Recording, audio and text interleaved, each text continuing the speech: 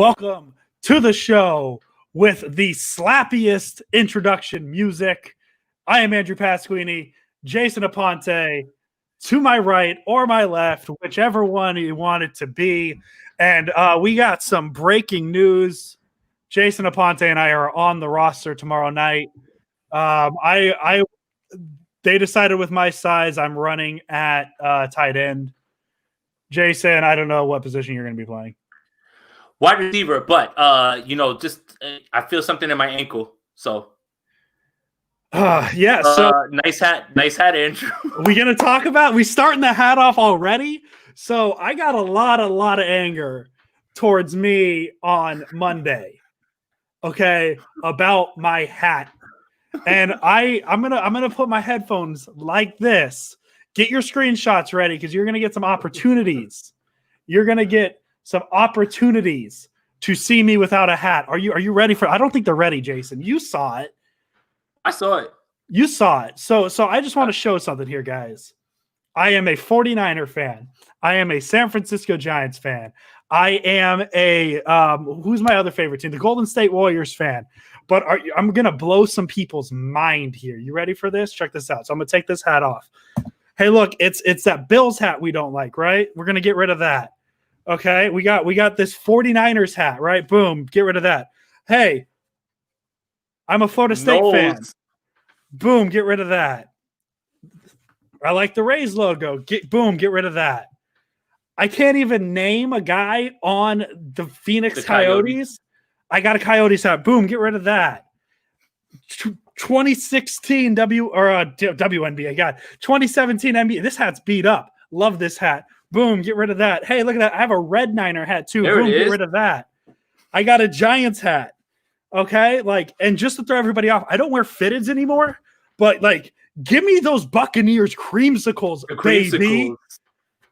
I wear hats, guys. Because I don't wear a Niner hat every time. Don't question me because I have hats, guys. I have hats. All right. Well, that's how we're opening. That's how we're opening. I don't want to hear anything about my hats anymore. I like hats. I have a Florida State shirt on too. I like sports, guys. I like sports and I like good logos. Right. So can I ask you a question? So we're on the roster. I think the way that we should start is how are we going to start? Let's talk about who is going to be actually playing tomorrow. Oh, well, first, this game shouldn't be happening. By the way, guys. Absolutely. This is that's my official stance on this. This game should not be happening. This game 100% should not be happening. So I want to get that prefaced right now that every opinion we have about what's going to happen tomorrow night, throw an asterisk on it because I don't think, and I think Jason doesn't think either, that this 49er Packer game should be happening tomorrow. No. I mean, we saw the Tennessee Titans have their entire schedule revamped, and they broke protocols, right?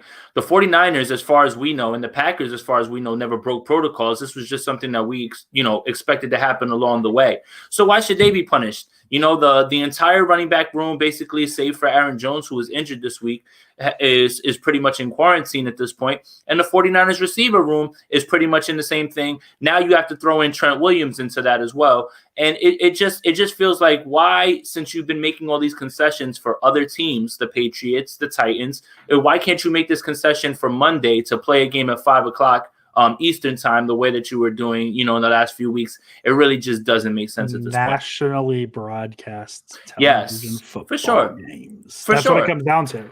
For sure. But yeah, this game shouldn't happen because it's also I don't want to make it sound like it comes down to a player safety thing issue too. Because maybe not that far because the Raiders almost lost their entire offensive line. But the Niners are now missing their entire starting offense, give or take, save a few offensive linemen. You enter week one with a starting lineup that features Jimmy Garoppolo, Raheem Mostert, George Kittle, and I know this is partially due to injuries.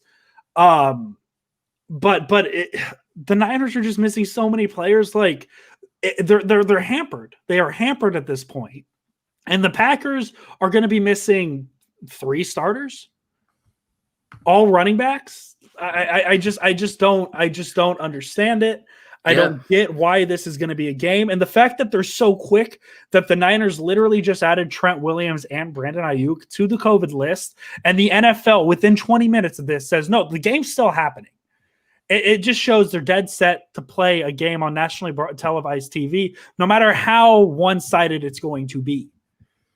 Yeah, that's, and at this point, it doesn't really matter. So here's the thing, Kevin. It's not that Debo, Ayuk, and Trent, they haven't tested positive for COVID, but they've been determined to be close enough in contact to where they need to go and be away from the team. So Debo just now on his IG story said he does not have COVID.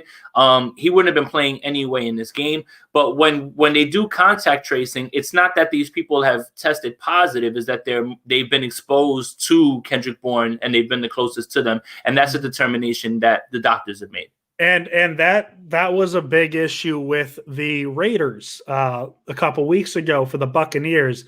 If any of you watched Hard Knocks, you'll know what I'm talking about. If you haven't, Hard Knocks covered the way the NFL is providing or combating COVID is the players during practice wear a wristband that tell you which players you've been around, which players you haven't. If you're too close to a player, it's not really a like stay away from this person sort of thing. It's more of they can keep track who's next to each other for the most amount of time.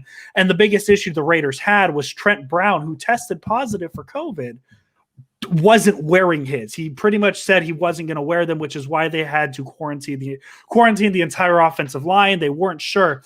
So the reason Trent Williams and Brandon Ayuk are going on the COVID list is because of the tracer wristband. Said, thank you for the word, Muniz, that hey, it said that Kendrick Bourne, who is the player that tested positive for the 49ers for COVID, these were the 2 players he was the closest to during the past few days, whatever it may be. That's why Ayuk and Trent Williams are no longer eligible to play for this game, is they have to quarantine to ensure they do not have COVID at this point. Right.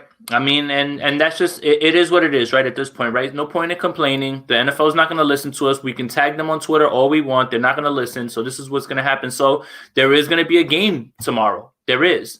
Unfortunately, even, I thought for sure that if Brandon Ayuk was playing, the 49ers definitely had a chance to win this game. I don't feel as confident at this point, and now given the circumstances and who will not be playing in this game. I'm sure if you haven't seen the tweet, if you've seen the tweet already, I'll reiterate it. But if you haven't, last year, the players who gained yards for the 49ers in the NFC Championship game, Jimmy Garoppolo, Raheem Mostert, Deebo Samuel, Tevin Coleman, Matt Breida, George Kittle, Kendrick Bourne, and Emmanuel Sanders. Those are the players who had any type of yardage for the 49ers. None of them are playing tomorrow night. Yeah. None of them are playing tomorrow night. And Melissa, the big difference between this and the Patriots situation, a lot of the other situations, is this isn't those weren't nationally televised games. There is no way the NFL is going to cancel a Thursday night game a night before it happens. Let's just talk facts. They did move what was it? The Bills Chiefs? The Bills Chiefs. So the thing is, they moved the Chiefs out of 1 week, and it set off a chain reaction for weeks of how they had to go about it. So yeah. Exactly, which forced them to move that Thursday night game to, I believe it was a Tuesday game. So that wasn't the night before. That was a week and a half in advance. They're just not going to cancel this game. They're not going to move it. It's going to have to take an awful lot to move this game at this point. And I think it would have to be another player testing positive at this point, which is something I'm not going to hope for. Like we're saying this game should be moved, not just because the Niners are likely going to lose this game at this point. We're not saying we hope somebody else catches COVID in order for the Niners to have this game moved so they have a better chance. I would rather play this game at this point to ensure nobody else tests positive for COVID, right? Yeah. So it has nothing to do with the Chiefs being the crown jewel in the NFL. The timing was best for them to be able to move that game. They're not going to move a game 24 hours beforehand. And the other thing, like, it's just like, I think that it does have a little bit to do with the situation of the team. Like, if the 49ers were primed to come in here and this was going to be like a showdown of like two top NFC teams, I'm pretty sure that they would have tried to find a way to make it work. Now that they know, what they know about the 49ers and where they're at right now, I think the NFL is looking at it as just like, come on, let's just get this game over with and let's get it out of the way so we don't have to even worry about it at this point. Because even those guys, if they wanted to reschedule it, they have to stay away from the team for 5 days unless they continue to test negative in a row. So it would have been tough for them to even make the Monday game if that's possible too. So it's just, there's so much, like, there's so many moving parts when it comes to this. And like we talked about, the NFL really hasn't done a job. As far as they're all these plans, these contingency plans are just happening, as they come. Like, it's almost like, well, what's the plan? Well, let's just wait for stuff to happen and then we'll try to figure it out. So exactly, because you look at, like, compare it to other sports, right? The NBA and NHL, they made the bubble idea, right? They were able to make a bubble work. They put a plan together for COVID, right? The MLB, they more or less put together a plan, right? They more or less put together a plan for COVID. For me, it wasn't that successful as a big baseball fan, especially considering in Game 6 of the World Series, you have a player test positive. But the MLB put together a plan.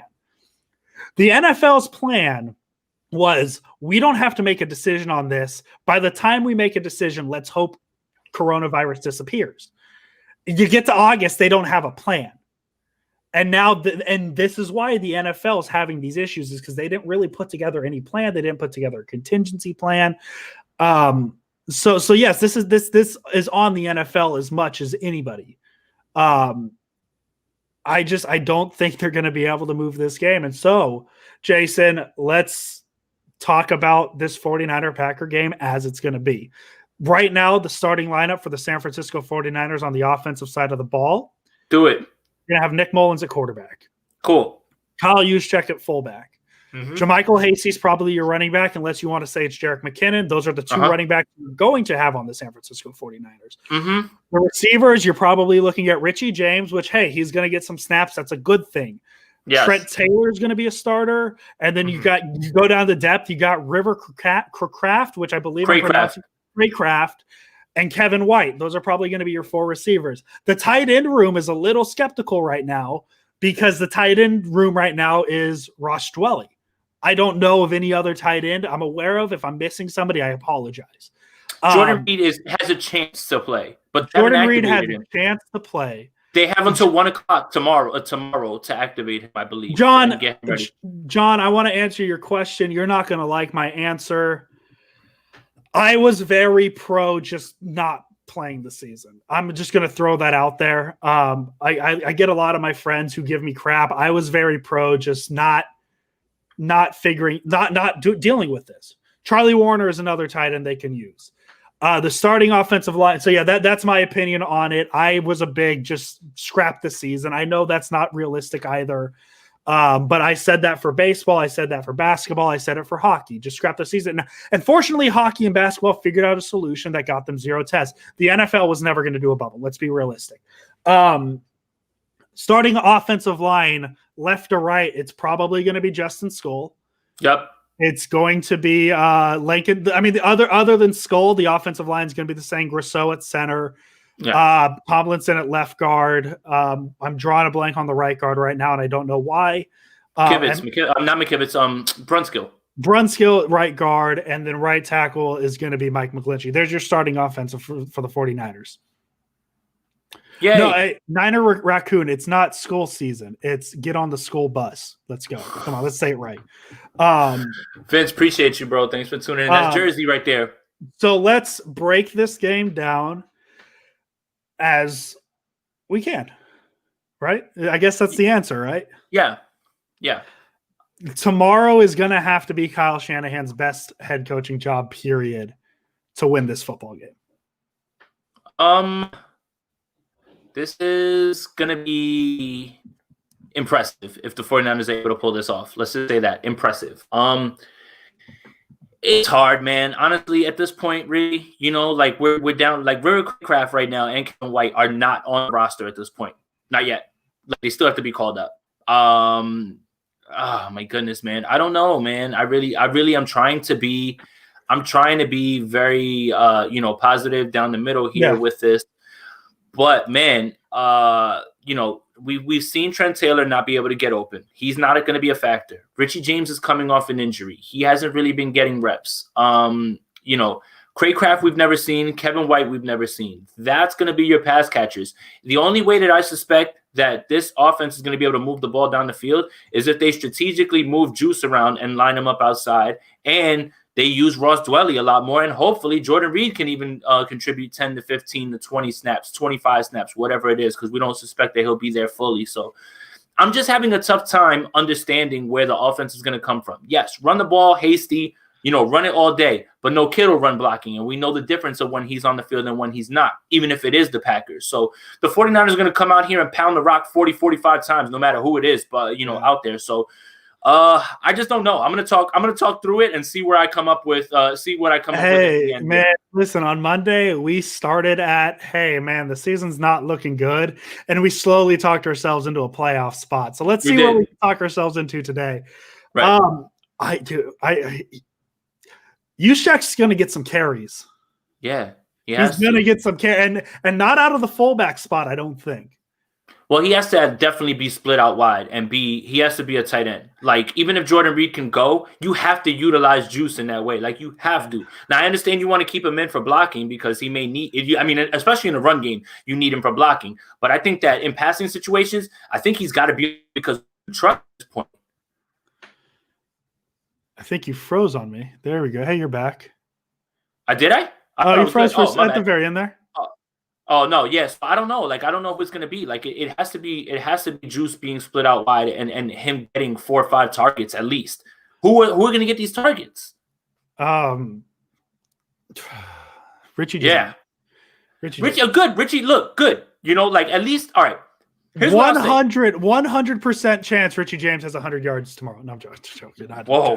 I'm just throwing stuff out at this point. No, honestly, he's the only one who can really threaten the defense down the field besides Kevin White, right? And I guess, I don't know about Craycraft, right? But the problem is that Kevin White's never really been and hasn't been on the field. So what do we realistically expect from him, right?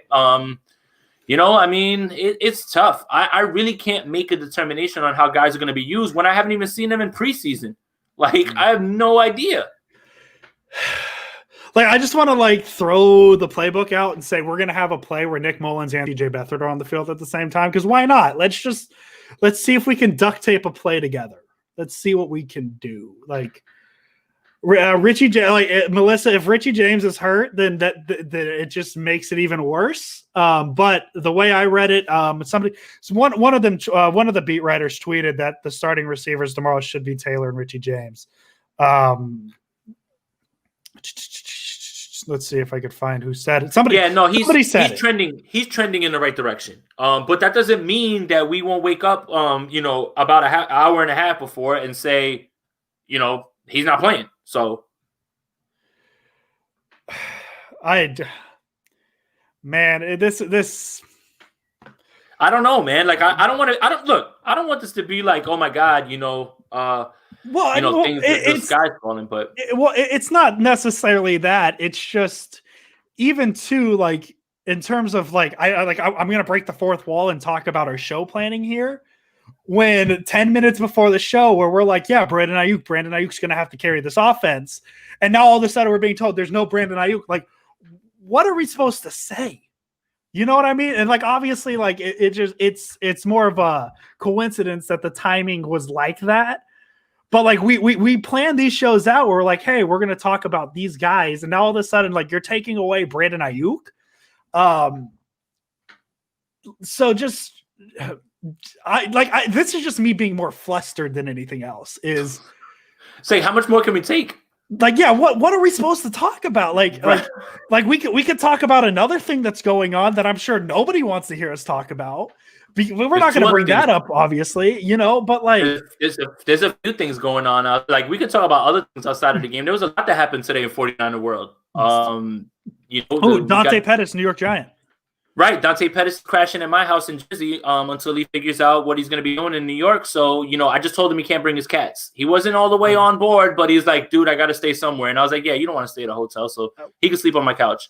So here's my take on the Dante Pettis thing. Dante Pettis is a very, very good receiver. I still believe that. I firmly think that Dante Pettis is a good receiver.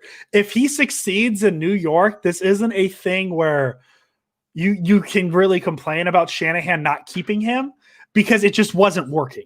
And sometimes you just have to know, think of like the Ryan Tannehill situation, right? Down in Miami, it just wasn't working.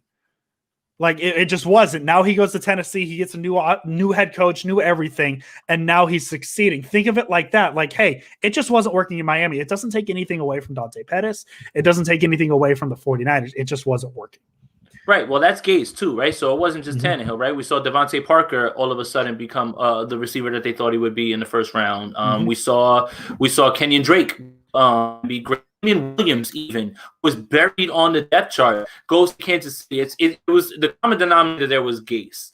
Now with Pettis, he's going to a place where they have no idea what's going on with their quarterback at this point, but he's going to get a chance to probably see some time because Golden Tate is on the outs. After the game, his wife tweeted a bunch of stuff, and he got kicked out. He got kicked out of practice today or something like that. Like it's a whole bunch of. So Pettis is going to get his shot, and we always knew that. Here's the thing that was frustrating about it: there were no trade partners, but the second eligible team put a claim in for him. It's like, man, we couldn't get anything for him, but it seems like there's people that want him. Yeah, I think they realized that his value was shot. The Niners, I don't think it was a secret. It's kind of like the Cam Newton situation in Carolina. Nobody traded for Cam Newton because everybody knew the Panthers were moving on from him. And that was a poorly kept secret. I think this is the same case. I don't think anybody thought Dante Pettis was lasting with the 49ers. So why would you trade anything if you know he's just going to be available in a couple days?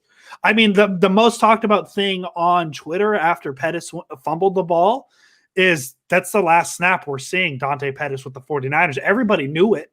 So why tried to go out in a shield? Why would you trade? Why would you trade for that when you know he's going to be available? Right. So now it looks real bad because the Niners have no receiver depth. Right. But I mean, we could have used him this week. That's just a 1 week thing though. That's just ideally. But Nick would have thrown it to him. Yeah. Nick would have thrown it to him because Nick was the one that was really popping Pettis off. It wasn't Jimmy. You know what we need right now? Something positive? Oh, you knew it. Yeah. The last time the 49ers played the Green Bay Packers, it was a very good thing. Very good things happened. So boom, positive. Yeah, boom, positive. Outside of Devontae Adams, I'm not certain, Baby Kittle, I'm not certain who the heck else we should be worried about on this offense. But yeah, I mean, double bracket Devontae Adams and make everybody else beat you. So boom, something positive. Boom, positive. When the 49ers play the Packers, I don't eat cheese that day, so it's good for my diet. Boom, positive. Boom, also positive. Wisconsin went the other way, and so yeah. Hey, Packers slander free today, but we won't talk about that. So yeah, let's Jason, you and I are two smart people. Let's devise a game plan. I think we're 1.5, and you're the one. Oh, I definitely say I was the half. No. Let's devise a game plan because, as I said, we had this show planned out. And it kind of got scrapped at the last second because a lot of our talk was, hey, Brandon Ayuk's going to have to show up. Let's devise a game plan and make the 49ers. Let's get the 49ers to win tomorrow. What's that game plan look like offensively, defensively? Let's go. I mean, I think it's going to start with keep Aaron Rodgers off the field. Yeah, and first thing that we got to do is we got to find the Packers team bus and flatten all the tires. So they can't show up on time. So that'll be a good start. They'll be behind the 8 ball when it comes to that. I tried to make it positive. I'm being positive. Like, well, if the Packers get maybe tell them that the game's at Candlestick Park. Right. Well, here's the thing: if you delay them, now they're rushing. They'll get to the stadium and they'll be there for kickoff, but they're gonna run out of the tunnel right before they putting the ball on the tee. And so now there's their disadvantages now that they didn't get a chance to warm up. Now a bunch of small soft tissue injuries will happen. and this will level the playing field because these guys didn't get to stretch. So no, yes. seriously. Okay, so the 49ers are going to have to run the ball about like maybe 50 times. Yeah, 65 times. They like, and not even because the lack of receivers, but to keep Aaron Rodgers off the field, right? Like that's really the key. And you might see the same game plan. I mean, I guess if you want an accurate representation of what this game is going to look like, go back in your time machine, go look at the box score against the Green Bay Packers in 2018. Right? The 49ers threw the ball 23 times. They carried the ball, in my quick math, 26, 27, 28 times. You're just, I mean, the receivers for the 49ers in that game, I know they had George Kittle. That was baby version of George Kittle. Yep. Marquise. Oh, Robert Tonyan. Robert Tonyan, what? Yeah, Robert Tonyan's baby Kittle. Oh, yeah, that's yes. I was like, why are you just randomly throwing that name out? No. And then Marquez Valdez-Scantling. They don't have Alan Lazard, who's on IR. It's been thin over there. Like, they needed a receiver this entire draft. Instead, they drafted their project quarterback and a backup running back who they're not even going to get to use in this game because he has COVID. Yeah. I mean, so here's the thing, right? Like, the thing that you really need to be worried about are three things on the offense. Clearly, it's Aaron Rodgers, is Devontae Adams, and Aaron Jones might have to play this game out of complete necessity. Yeah. Like, absolute necessity. They were trying to hold him off, but because Jamal Williams has the same thing that happened with us. So Finke will be there as well too. It's just right now, like, they have nobody that's ready to go, like, as of right now. Lazard's still on IR. Jay Sternberger just like got his first few catches last week. So it's really just going to be Tonyan, probably Adams, and Marquez Valdez-Scantling. But like I said, Aaron Jones might have to play out of sheer necessity. Like, they didn't want to play him. He's going to have to play because they're running out of bodies. Tyler Ervin and Dexter Williams are the other two. So yeah, he could be activated. Lazard could be activated for sure, but he hasn't been. Just like Jordan Reed could be activated. Like, we don't know yet. So as of right now, where it stands, 9:00 Eastern, he's not active. So, it's going to be Dexter Williams and Tyler Ervin in the backfield if Aaron Jones doesn't go, and it's going to be those guys. So let's see. Yeah, I mean, I don't know what else I don't know. Like, it's tough right now, like, because all these things like are popping up, and it's like throwing a monkey wrench into the optimism that I had going into this game. Okay, let's do this. Let's get some audience participation. Yeah, let's do it. Any question regarding anything 49ers? Anything. Like, it doesn't have to be this. You could ask Jason and I our personal favorite play, anything. Just throw questions at us because that's kind of where we're at. All right. One more thing. Does that work for you? Let's do it. So we'll wait for the questions to pile in, and I'll start with one more thing that I don't know if you saw, right? So there was a report, I forget who tweeted it out. Chase Claypool said that he has a friend on the 49ers that says that they work out in pads on Thursdays, and that is completely unheard of across the league. And he doesn't understand how it's happening. Chase Claypool of the Pittsburgh Steelers. Now, Chase Claypool went to Notre Dame. Who is his friend on this team? Mike McGlinchey? Or is it Finke, or is it one of those two went to Notre Dame as well too? Finke or Craig Crab, one of them. No, we have two guys that went to Notre Dame on our team. So the first thought is McGlinchey, right? Finke is Notre Dame, yes. Finke. So Finke or McGlinchey, and I think it might be Finke because he was there with Claypool. I don't know if McGlinchey was. That probably was. I can't really think so. So yeah. So I thought that was interesting because now that kind of throws a little bit of, okay, why are these injuries happening? Okay, now are you doing a little bit too much in practice with these guys? And I just wanted to get your thoughts on that. Maybe it could be a possibility. Just a lot of the injuries, though, have been kind of freak things, like turf monsters, things like that. So I don't know how much I want to speculate on that. It is interesting. Mexican gnome, no, they're not going to forfeit this game. No, like that's not. I know you're asking kind of sarcastically, but no, that's not an option. Hokett's a good idea too. I mean, another fullback that'll work. So you bring Hokett in, and then you can line up Juice as a tight end. Not a bad idea. But remember, 53-man spots they're fickle. It's hard, right? Like Tart might be back in this game, and it's like it's I don't envy the person who has to actually do the 53. Kyle Shanahan. Yeah, this is just going to be such a duct tape together team. Like this 49er team, you're going to have to ask like who is that? Who is this? Kevin, maybe. What's that? Maybe we play. I don't think so. It's too late now. And the tricky thing is too, is you need to remember that this game is being played on the West Coast, so a 2:00 start time, West Coast time, isn't going to happen. Because then because what they did with what was the one where they doubled up on Monday night? It was the Bills and the Chiefs recently. That was the last one. Yeah, so they put Bills Chiefs at 2:00 because that was East Coast 5:00, so they could kind of make that work. They're not going to put the Niners on a 2:00 time on a Monday because they know people are going to be working. John V. Which one? You want to do this one that's on the screen real quick, and then we'll go through because there's a bunch of them. We'll go down. Yeah. So I think I'm officially jumping off my Travis Etienne in the first round thing. Just because that was fun to think of when they were good, a Super Bowl caliber team. Which quarterbacks? I like Trey Lance. I think Trey Lance is going to be a good NFL quarterback. That's the one I've really. Justin Fields probably isn't going to be available where the Niners are picking.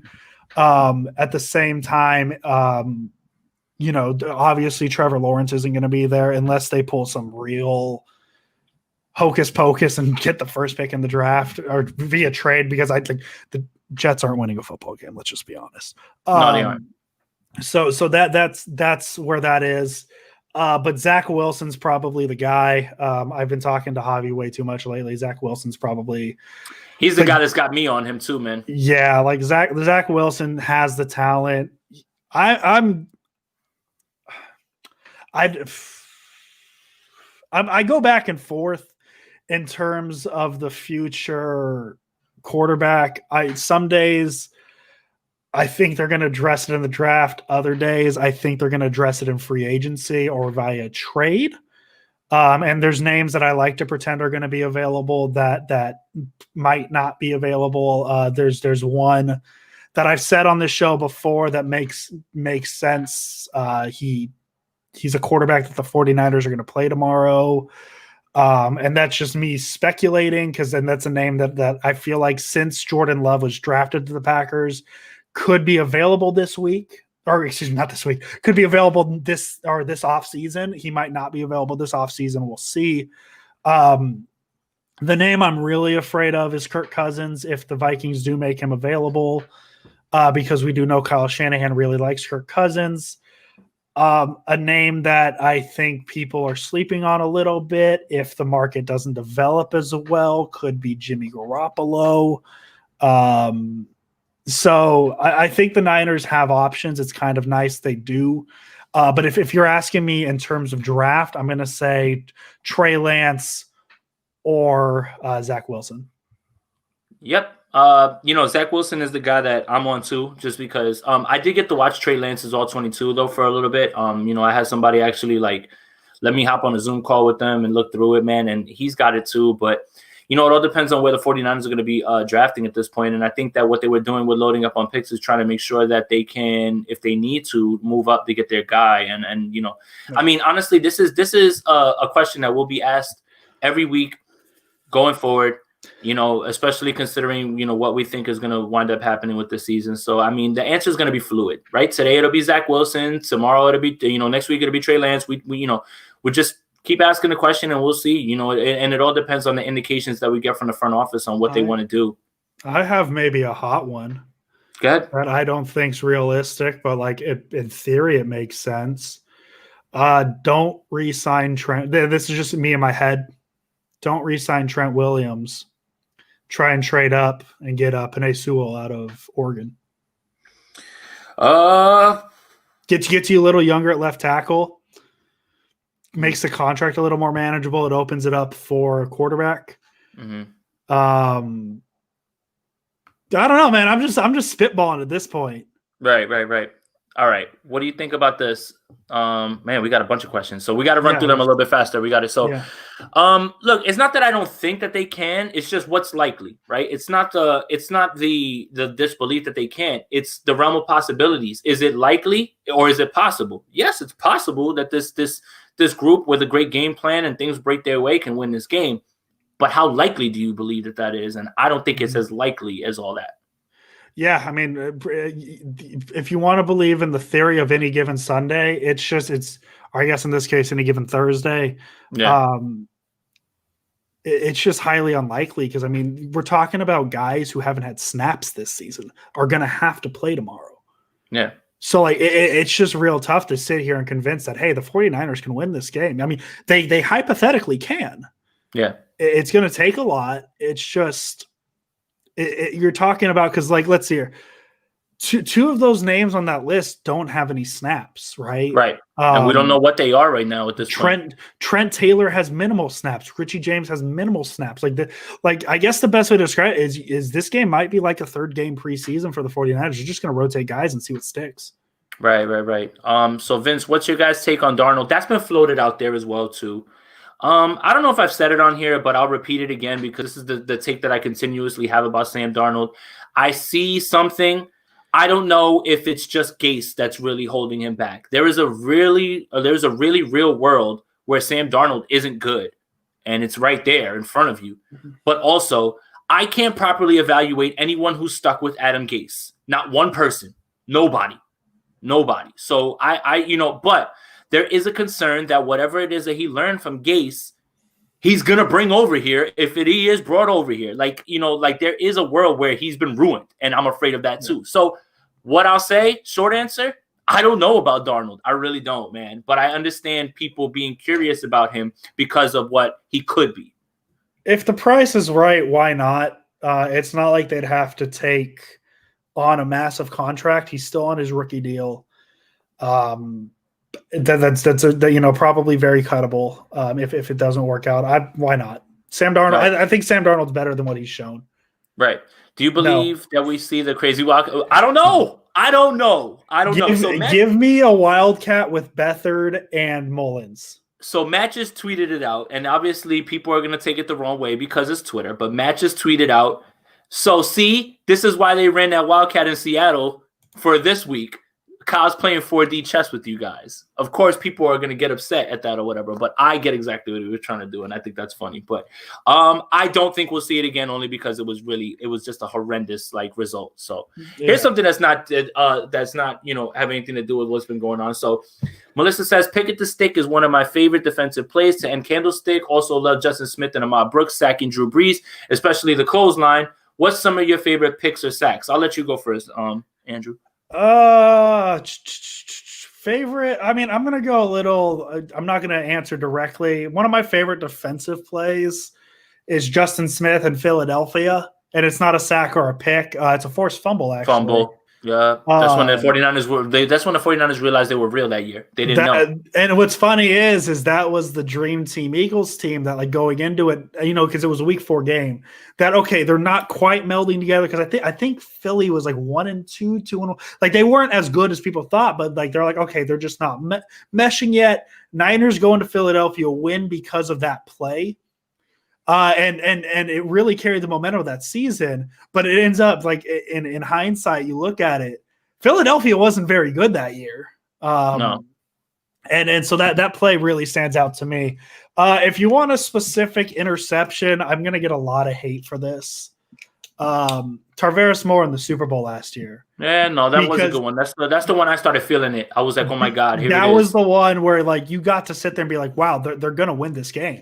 And I know obviously what happened, and in hindsight, you don't really remember that play, but just for the feeling it gave me in the moment, that feeling is gonna be up there. My favorite defensive moment is in the NFC Championship game of 2012 when Navarro Bowman poked the ball away at the end when he was throwing to Julio Jones. So, the 49ers team, completely came back and then they went on that play. So that was just I love that year so much, regardless of how it ended. I love that year so much just because of how they went to the bowl. And yeah, I don't want to open up old wounds, but yeah, that one's good. So let's see. Zach will be gone top 10. You know what? All this BS is a blessing in disguise. It raises our chances to get a good draft pick. For sure, that's a positive. It's got to be that. Minshew to the Niners. Ryan, you know exactly what you're doing. You know what you're doing. You might as well have just you should have just typed high ankle sprain. Gardner Minshew is going to be that quarterback who has a lot of jobs as a backup. Ooh, that's a good question. It is. Ooh, I love that question, Melissa. It is.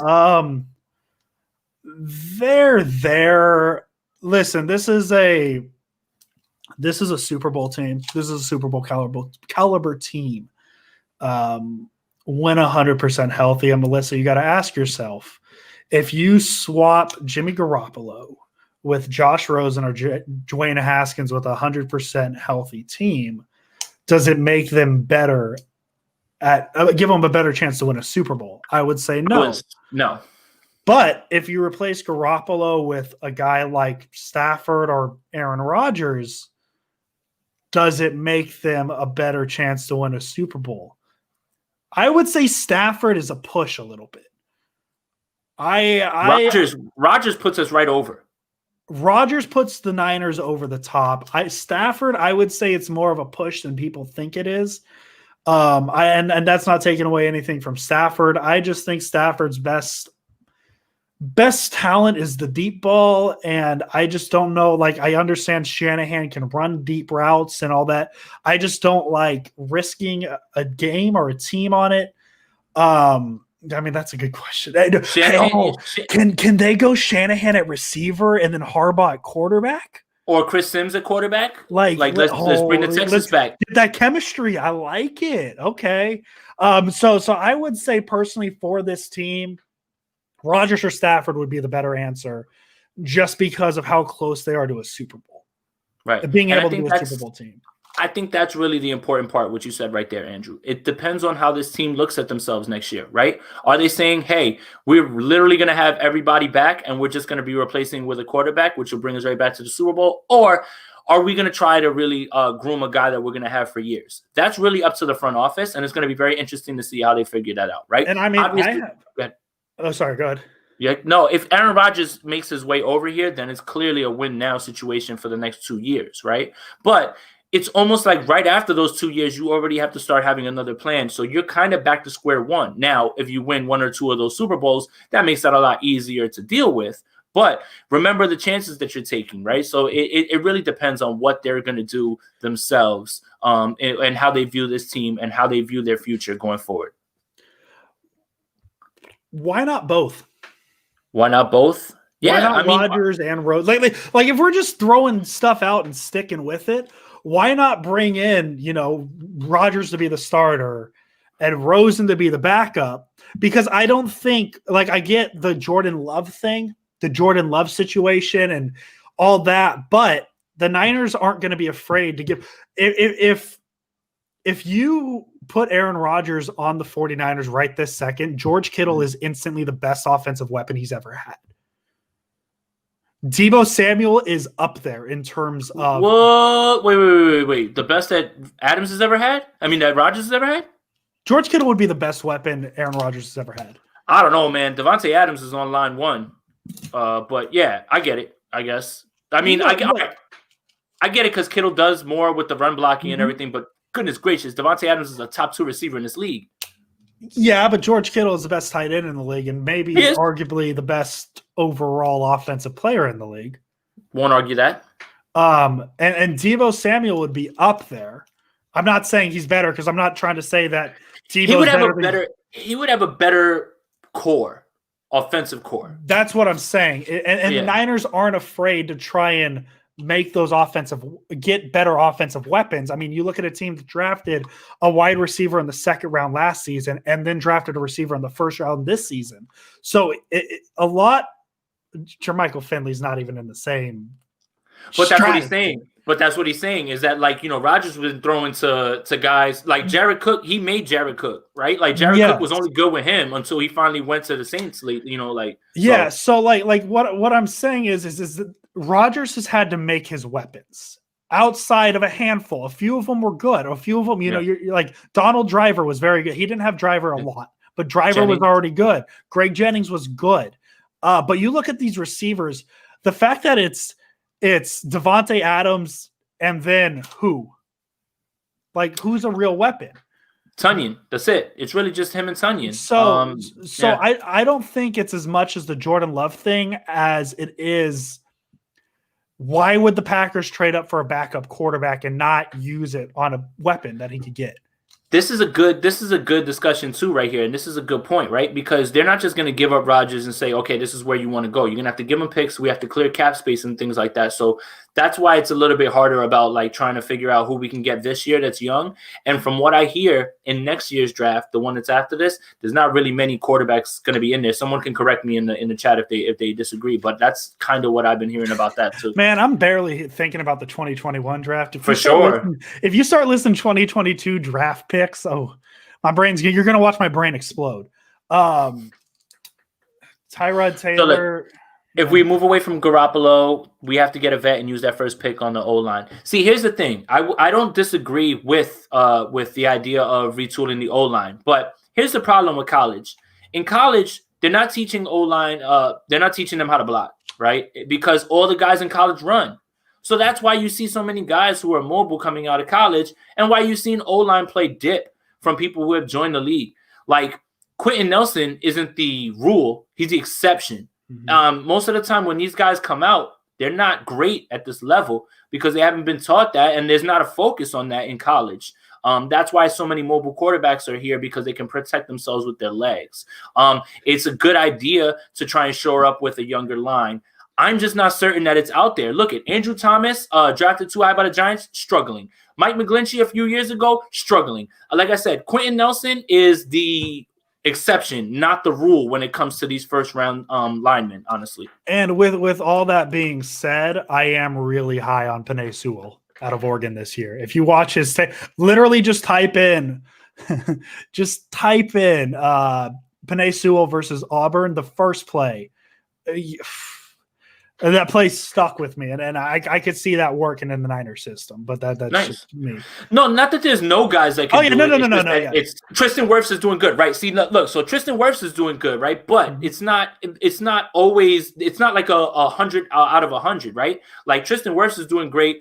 Wills is doing good too. But for the most part, the guys that are coming out of college, they're not really making an impact right off the bat. So like it's tough. That's why a lot of guys are getting guys later on in the draft, and that's not really working out. It's tough, man. Like right now it's all running quarterbacks, and they're not really focused on that when they're teaching it as well too. So I don't know, man. It's tough. John V does a Makai's second. Good too. Beckman's good. Does the second get you Darnold? I would say yes, John. But my question, I guess, to Jason is, do you think Darnold's worth a second? I don't know, man. I mean, I don't ask me about the Darnold thing because I'm so like torn, like, right? Like I've watched him be horrible, and I also am like, man, but he's stuck with Adam Gase, and it's like he could be horrible though, and it's like I don't know. Like we just sent the third for Trent Williams, like. I don't know. Like, I don't even know if the Jets can really ask for a second, because I think people have that stink on him right now where they're just like, oh God, he's horrible, So I don't know, man. It's tough. Not a bad suggestion, but a bridge quarterback has to amount. Who could it be? We took Mike High, and look how he's doing right now. Hindsight's 2020, but online in the draft aren't in the dime a dozen. For sure. That's exactly right. So Stafford would be the only vet with a contract that would be okay to work with. I would definitely entertain that. I think his guarantee is only $20-something-ish million. And honestly, he probably would come over here and try to restructure his deal. He would have to, especially considering the salary cap going down and things like that. So I'm not all the way out on Stafford because he is 33, but he is injury prone and stuff like that. But he is good. I like Stafford a lot, man. And I think what Melissa's saying here is Tyrod is not to go get Tyrod, but you need a similar bridge player to get to your guy, right? Like you don't want to Justin Herbert looks great, but they still haven't. Have they even won a game with him yet? I don't think so, right? That's a very good question. I don't think they've won a game yet. Herbert's been great, though. Somebody in the chat will say something before. Herbert's been great, though, but I think if they've won any games, it's won with him. Maybe, So why would the Lions let Stafford go? It's the Lions. They pushed Barry Sanders, whether they wanted to or not, into retirement. Same thing with Megatron. You got to hope. Here's the other thing. There's going to be a new regime popping in. They're going to want to draft somebody else. Maybe they want to cut. I don't know. Like this. Like I said, ask us this question this week. Ask it next week. You're going to get different answers because as the season plays out and we get more information, then we'll start to be able to make good, sort of guesses of what this team is. All right, so Herbert's 1-5. Herbert beat the Jaguars. One game. I was looking it up. The 49ers, as it stands right now, their current draft picks is a first, a second, a fourth, 2 fifths, a sixth, and 2 7ths. The problem is that those once you get past like out of the 3rd or 4th round, all those picks become crapshoots. Yep. Like if the draft was a crapshoot in round 1, imagine in round 5 and round 6. Hey, man, I'm all for the 49ers trading all their picks just to draft in the 5th round because they've been pretty good in the 5th round. I don't know. I got Patricia here with me, so I don't know if he's going to get, if he's getting let go. I don't like people speculating about my job in Detroit. Right. It's already bad enough that he has to fly to Detroit, fly back to Cali, do this show with me, and then go back to game plan. Give the guy a break. He's trying. Do you know how hard I had to work into my contract to be able to do a talk show about the 49ers, guys? Finally, a Patricia reference. Hey, man. Come on, let's laugh a little. I'm good. Yeah. I just, man, I can't. I like Matt Patricia too, man. I don't think he's a head coach quality coach. Bro, bro. You're on the hot seat, bro. You got to do something. Send Stafford over here since you got the juice, man. I mean, the thing with Stafford is at some point the Lions need to go in a different direction. And that's kind of where that's coming from. It's like Stafford's been there for so long, and whatever they really you can get more. And you can get more for him now instead of waiting, for him to have another injury. So maybe that might be it. Hey, he's 33. What team is a quarterback away from making a run? And then you can pitch it that way. So, I mean, I guess that's the place that I'm at with why they would let Stafford go, because he is 33, injury prone. They can get that contract off his books. There's a lot of reasons that they would do it. Will they do it? I don't know. I mean, also too, I guess the most comparable way to put it in Niners terms is if Patricia gets fired and maybe they fire the GM. I don't know what their GM situation is. I have no idea who it is. I'm not even going to pretend. But let's just say hypothetically they fire their GM, they fire their head coach. Put it in 2016 sense, right, with the 49ers. It wasn't necessarily that Kaepernick was a bad quarterback. It's just you bring in, and I'm going to set fires by saying that, you bring in a new head coach, you bring in a new GM, they're going to want their guys in. So if you bring in a new head coach and they say, well, I don't think Stafford's the right guy, then you're going to move on from your quarterback. You're not going to bring in a head coach and be like, well, I don't want him as my quarterback. I want to try something new. And then just keep Matthew Stafford. So like that's another reason as well, is maybe a new head coach comes in and they want to move on because of the head coach or the GM or whatever it may be. For sure. Yeah. So Kevin, this is a good question. If the Niners make it to the playoffs with Mullens and Jimmy is fully healthy by then, who plays? It's Garoppolo. It's Garoppolo. It's going to be unless Nick Mullens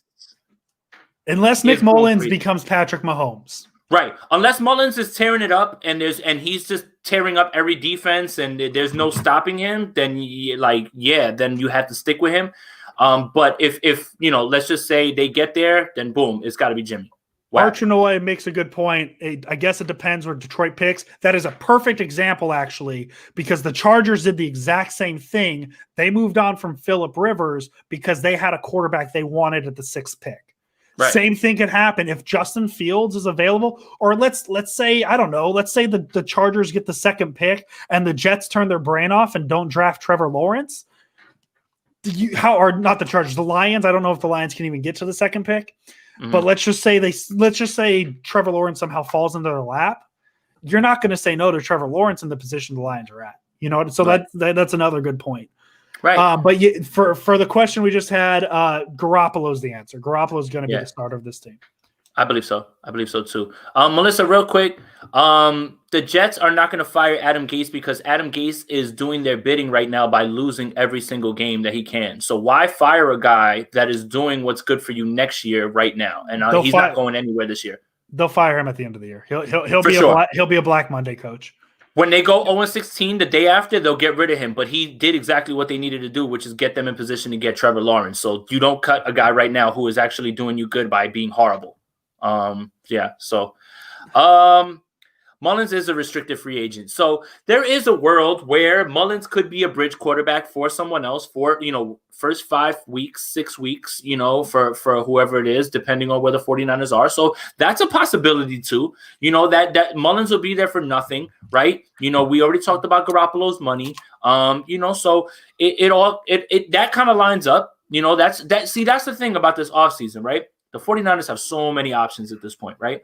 Do you stick with Garoppolo and stay competitive and be a bridge while you have somebody behind him? Do you just completely, go to Mullens as the bridge and realize that you're not going to be as good, but you're getting ready to be good again because you have another quarterback? Like, there's so many things that they could be doing here. And I think that's the optimism that 49er fans need to have, is that there's a lot that can happen this offseason that's going to change the complexity of this team. And it's going to be exciting to figure out how this plays out. Mm-hmm. If he plays well. Yeah. So, I mean, you want to make a score prediction somehow? Because we already had an hour. So I don't know if I can give a score prediction. Last I saw, Green Bay -7. I'm taking the Packers and the spread. Yeah. How many catches for how many yards is Jason going for tomorrow? Tomorrow, it's going to be one catch for negative 45 yards because once I catch it behind the line, I'm running the other way so I don't get destroyed by other linemen. So yeah, I would bet the under on whatever my prop bet is. This is the score that I'm going to go with. He nailed it. I think it's going to be 31-20. I just if I'm proven wrong and I eat crow, that I want that to happen. Yeah.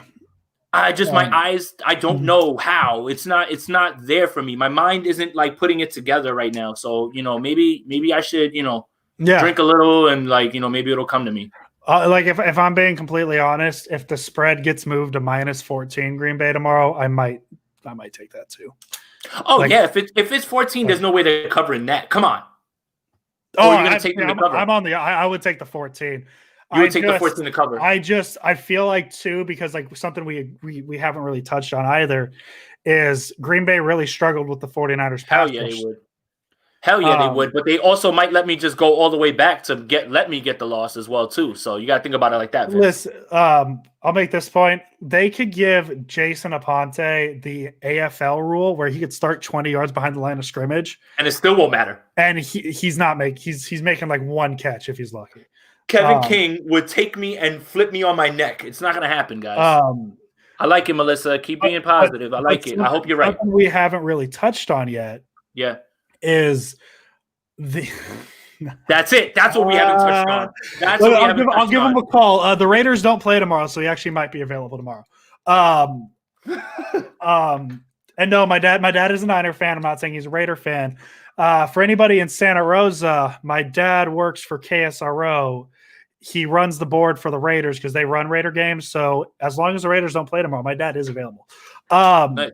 Something we haven't touched on. The big reason the Niners dominated the Packers in both games last season is the pass rush. The pass rush hasn't been there this season. So I'm gonna say I want to be where you guys are at and draw up something in my head where the 49ers win. I don't. Yeah, it's hard to see. I mean, look, it is what it is, right? We looked at it, we thought that they were going to beat Seattle. That's what happened. Now you're talking about a team much more decimated, man, by injuries. It's just like in this league, no matter how good your coach is, no matter how good your scheme is, it still comes down to personnel. And right now the 49ers are hurting, man. It's crazy. It's insane. People will write books about this, about what happened this year with these injuries. I could have kind of convinced myself that the Niners would win tomorrow if Brandon Ayuk was there, because then he offers at least a little bit of versatility to the offense. You know, he can be that end around guy, but I just don't know who's going to be like Richie James. Like, listen, if Richie James has a game, like maybe, but yeah. Pettis did take me up on my offer, David, and he also said that he won't bring the cats either. So I mean, it's gonna be fine. Like I got the couch all made up for him. So let's see. He better know how to do dishes, though. I'll tell you that. Did you see the video of Bosa's rehab? Boom, positive. Let's go. Get Nick Bosa to a cryogenic freezer and do not bring him out until next year and everything is done. I don't want anyone near him. I don't want any 49ers doctors near Nick Bosa. I am scared. Please take both of my ACLs, Nick. I don't need them. God. Sorry. You're good. I'm constantly checking Twitter because like I'm half expecting by the time this show's over that the show's going to be, or the game's going to be pushed. So like I'm kind of just paranoid about it. This one I agree with too, man. I think that Aaron Rodgers is going to take his shot to finally get revenge on us, since he can't beat us whenever he really needs to. So like this is, he's upset about last year. Now's his chance. Yeah, I kind of see one of those FU Rodgers games this week, man. It's going to be bad. Bold prediction. You ready for this?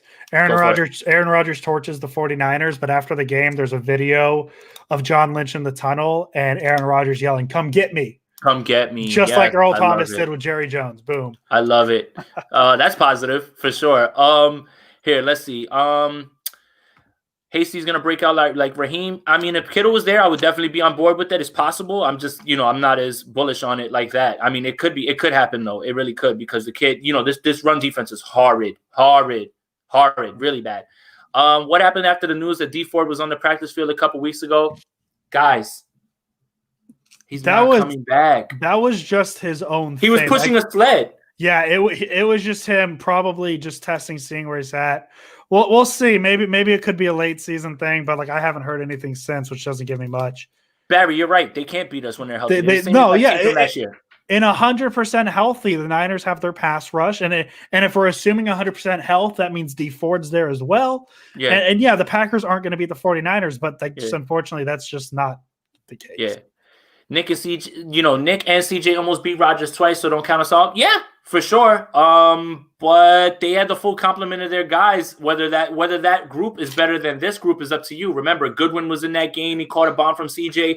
Kittle played in that game. Was it Mostert was there, too. So it's not impossible. It's just not likely. That's what I'm just gonna say. That's it. And I understand that thought saying Nick Mullens and CJ Beathard, but you got to consider what else is missing. There is no Debo, there is no Kittle, there is no Mostert. Like these are guys that like if you get them the ball, yeah, you have a chance, but like they're just not there.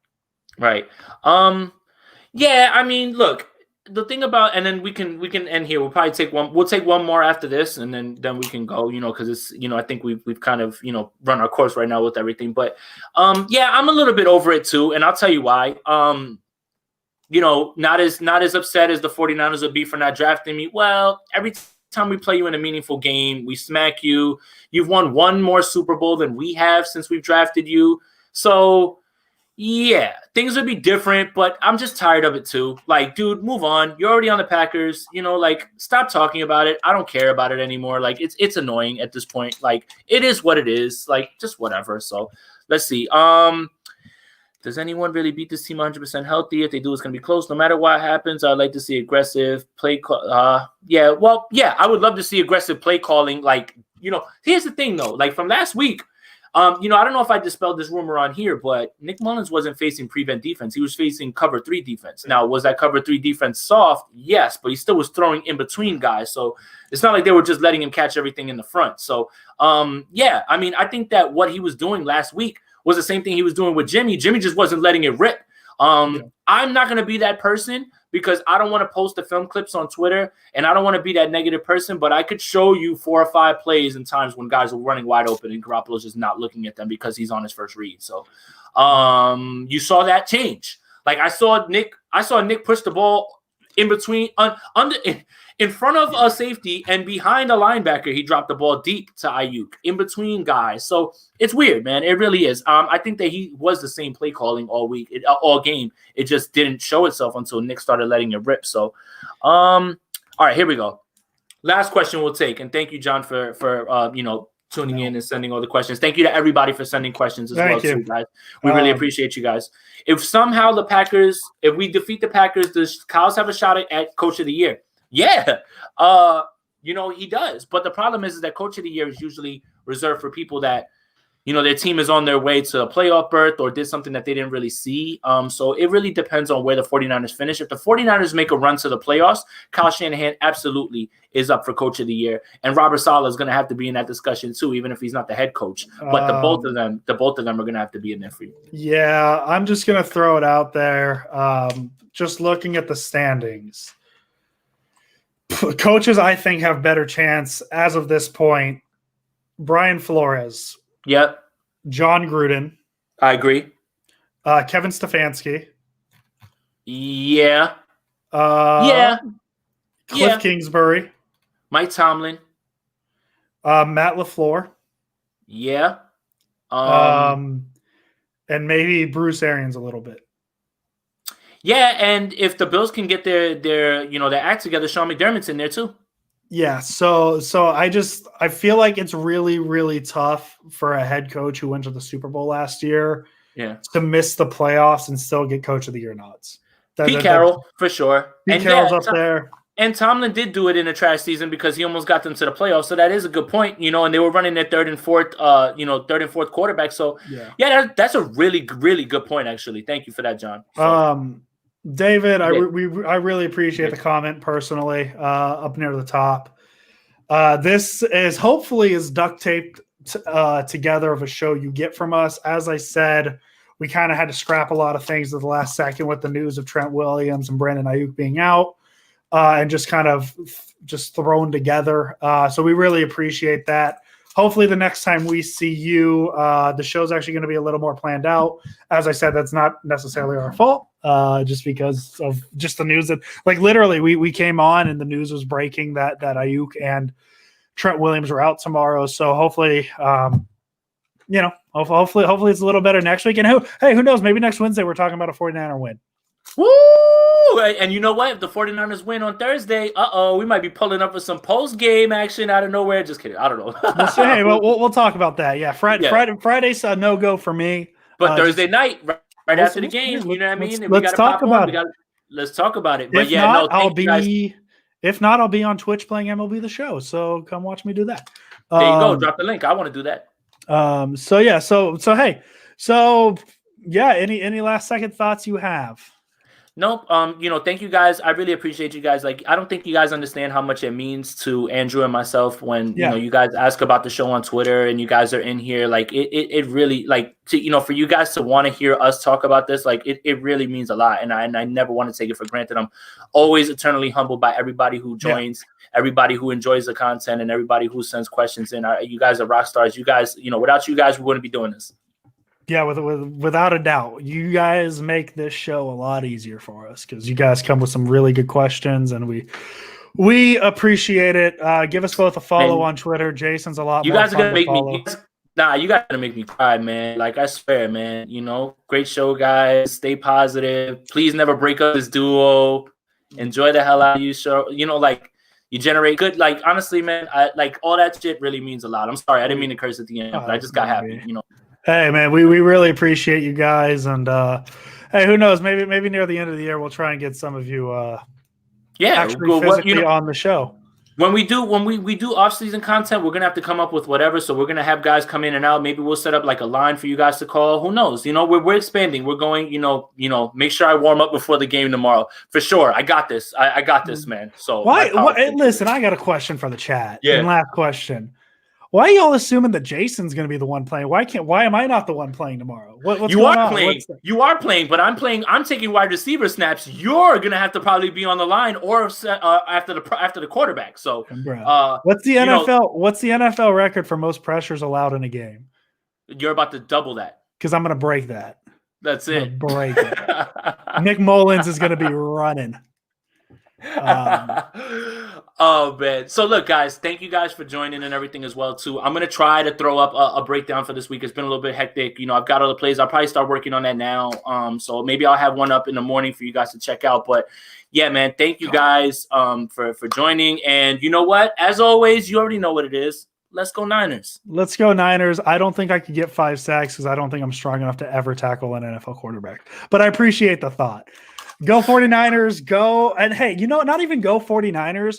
Go whoever's wearing a 49er jersey tomorrow. Whoever it means. That's it.